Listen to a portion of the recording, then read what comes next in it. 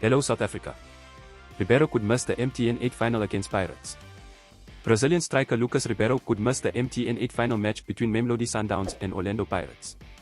The 24-year-old limped off in Saturday's CAF Champions League 2-0 win against Bumamuru. Ribeiro was replaced in the first 10 minutes of the match. Since his arrival to South Africa, the Brazilian has scored 5 goals for masandawana in the DStv Premiership. Downs coach Rulani Mokoena said that Ribeiro was under assessment and could not confirm if he'll be fit to play the MTN8 final against Pirates next weekend. Sundowns beat Bumamuru 4-0 away but could only manage to score 2 at home. However, Mokoena said he was pleased with the performance of the team. The only way to improve this team is training, and I can't ask for more sessions because we've got so many games, he said. The likelihood is that Ribeiro should be fit for Saturday's game against Pirates. He scored the only goal when the two teams met last month in a DStv Premiership match. Should he be ruled out of the final, Downs should have enough firepower to dominate the Buccaneers, who are low on confidence. Please subscribe for more news updates. This is Luke for the South African.